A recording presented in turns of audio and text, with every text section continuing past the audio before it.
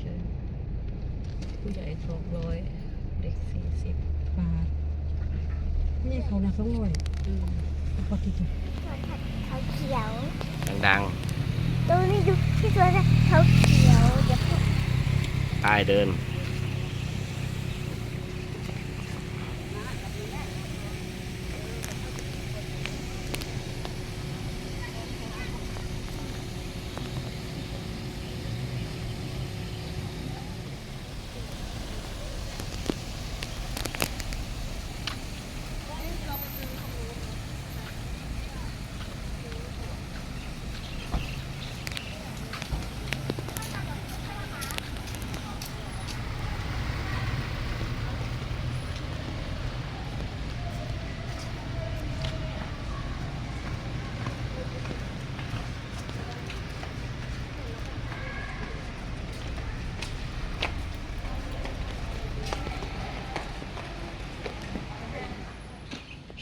ให้อ้วน แม่กับยาย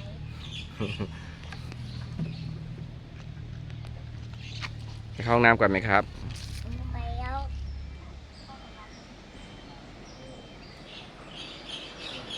ดูป้ายอ่านให้ฟังดู ระวังกวางชน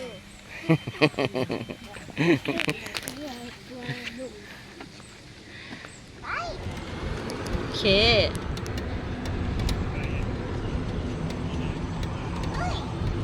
ไปหมดเลยตัวอะไร อันนั้นคืออะไรชี้ไปบอก ไป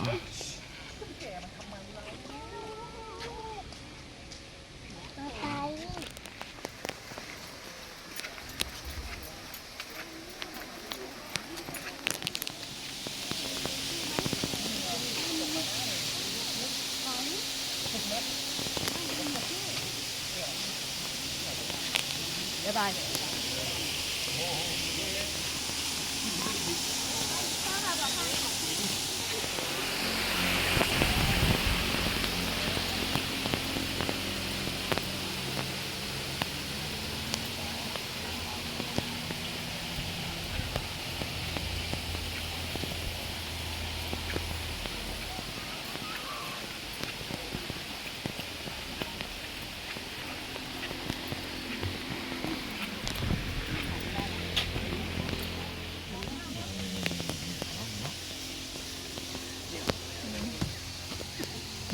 หันหน้าหาพี่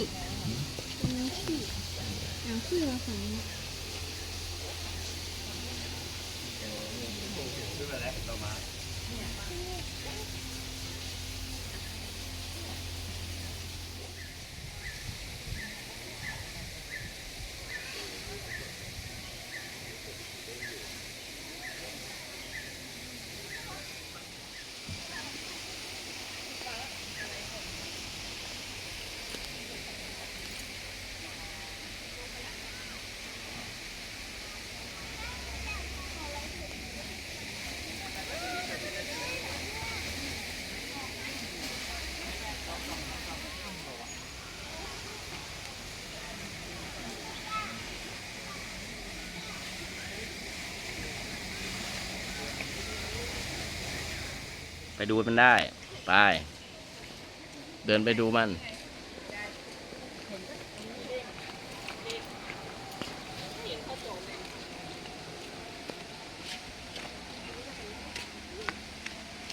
พอได้ เดินไปได้ ได้ไปเอารถ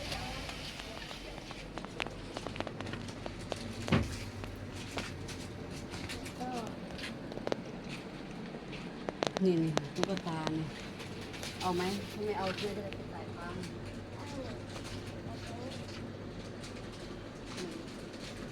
อันนี้เหรอเข้าอันนี้เหรอ